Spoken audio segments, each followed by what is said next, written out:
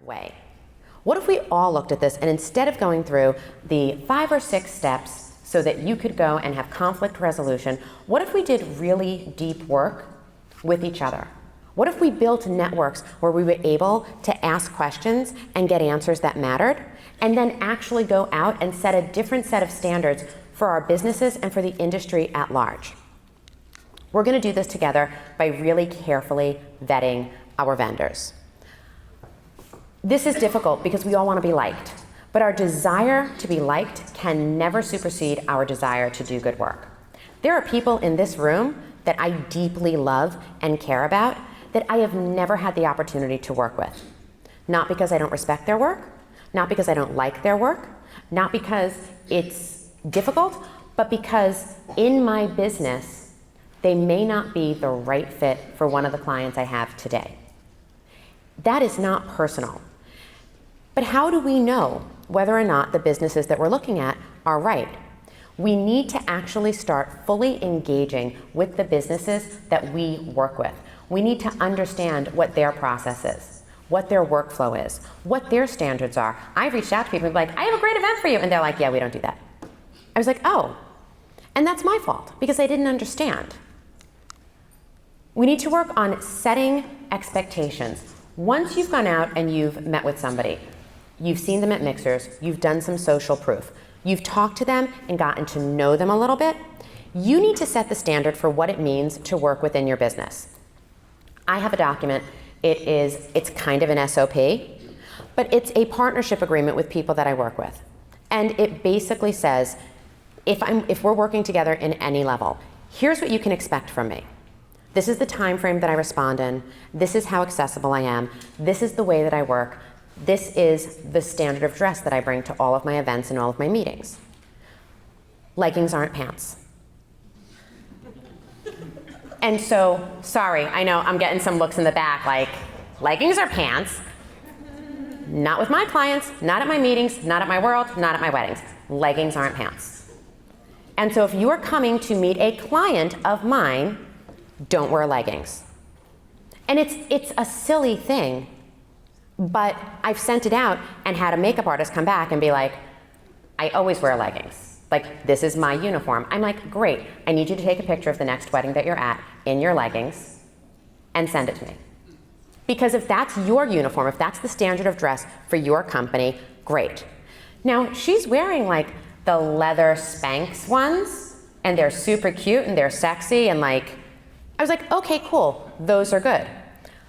But hey, FYI, the girl 2 rows down from you who's wearing like the worn out ones and I can see her thong, she can't come. Or she needs to wear pants. That's just a good way of understanding, what do I expect from you when you show up at one of my events? And what do you expect from me? And if I send this to you before the booking happens and I give it to you and you think I'm crazy, we should not work together. The one-off piece of business is just not enough for the aggravation and the stress. And so set your standards and give them to people, and if your partners don't have them, which they probably don't, send it to them and say, and I really feel like it's important that I work well with you. Do you think you could take a few minutes and send me a list of things that you'd like me to do? You will set a totally, totally different stage for working together. And I believe that public information is power. Most of the time I find that people don't like this, but I love it.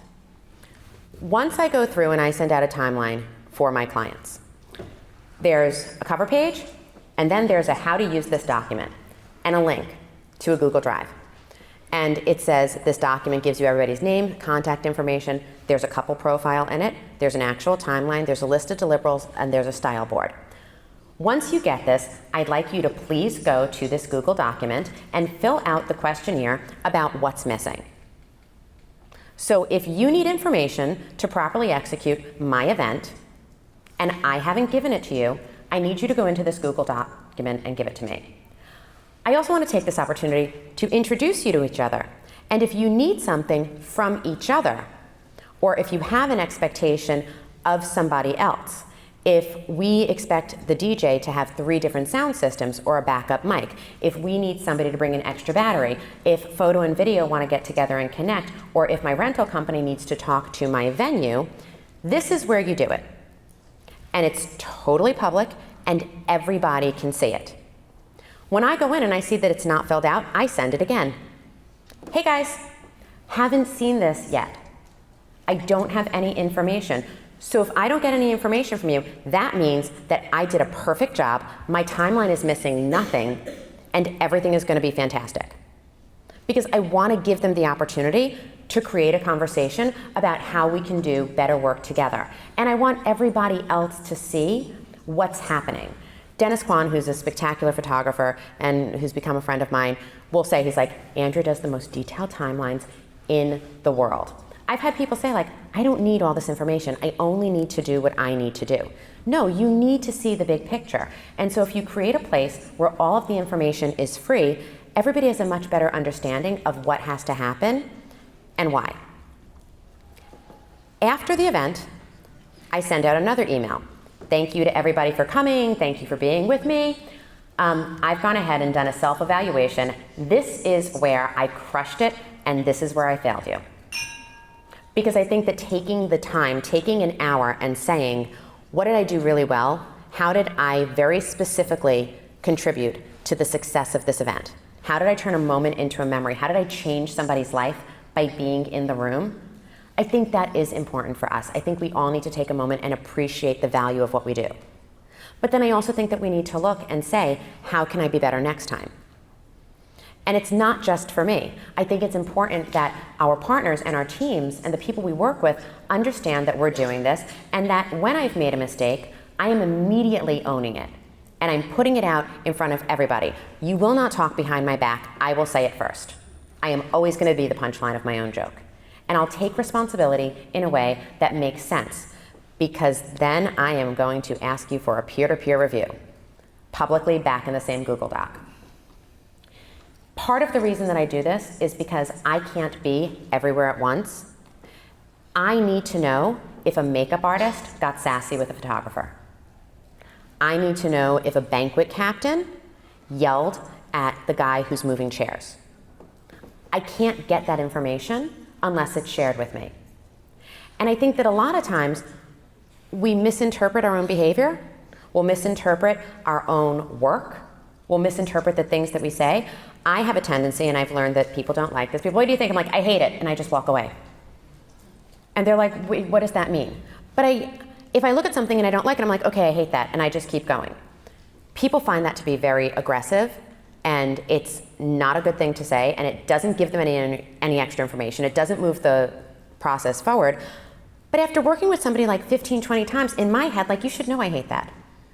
But in one of these, I got back like, hey, the whole I hate that thing needs to stop because I don't know what to do when you walk away. And I called him up and I was like, don't you know that I hate that? And he's like, no, and I don't know how to fix it. That was 100% my fault. I wouldn't have known unless they gave me a peer-to-peer review. I also figured out that there are people who are very, very talented and very good on their own who should not be in the same room together ever. Ever. Like, they just don't work well together. And in my head, you're a genius, you're both so good at what you do. How come every time we're together there's friction? But this lets me see it, and it lets everybody else see it. And so I tell everybody, like, just be respectful, keep it on the work, don't make it personal. But if there's a personal conflict, just write, like, personal conflict, and then I'll make the phone call. But this is how we get to know each other. This is how we build teams that matter. This is how we create an environment where we can push the envelope and we can do better work together because we're working with the right people. Not because they're sitting at the cool kids table, but because they matter to our business, because they care about the things that we care about. And so a lot of people will say, like, what do you put in the questionnaire? So I'll ask, why do you believe you were selected for this piece of business? And what did you do in advance that helped you earn a seat at this table? Because I think you need to understand for yourself why you've been brought into this event. I ask, what information did I give you in advance that helped you in servicing this client? And what information do you wish you had been given that would have changed the outcome of the experience? On a scale of 1 to 10, 1 being awful, 10 being perfect, how do you feel like you operated during this process? And what did you do that was extraordinary to uniquely change everybody? I always ask, how did you feel? And then I do the follow-up. I get the answers, I look at them, I put them up against the information that was given to me in the beginning when I first asked them all of the questions, and I compare. And I look for people who have a very clear understanding of who they are, and I look for people who don't. There are people who think their business and their persona and their behavior is one thing, and then it's actually very different. And so if I can recognize the gap, if I can see where we fell short or where there's a misunderstanding, now I can go back and have a conversation, and conflict resolution has a whole different meaning, because now we all have the right information delivered in a way that makes sense. And it ultimately leads to much, much more meaningful conversations with our clients. Because now when I'm looking at somebody and I'm trying to have a conversation with a client, the conversation is never about, well, they both take pretty pictures. They both have nice flowers. Both venues have big ballrooms. Now I'm able to turn around and say, this particular photographer is a great fit for you because he really becomes part of the party. He likes getting out on the dance floor and standing in the middle. He's going to play with you all day long. And this one, who does spectacular work, is very, very dry. And you almost won't see him. You'll be worried about your pictures because he tends to shoot from the distance. He doesn't engage with your guests. It's just not how he works. So now when I'm presenting someone to a client, I'm doing it not based on an overly curated feed, but I'm doing it because I understand the people and the personalities and the way that these other businesses run. Our businesses are built to tell other people's stories. And if we're going to sell each other and we're going to talk about each other's businesses, we need to do it in a way that matters and that actually makes sense to our clients. Because ultimately, doing this work really and truly requires true intimacy and trust. It is about taking the behind-the-scenes gossip and judgment out and dragging it into the light. Because ultimately, this world needs us, and we need each other. So my name is Andrea Eppolito. I thank you for being here today. I am your last presenter before lunch, I believe. So thank you for having me.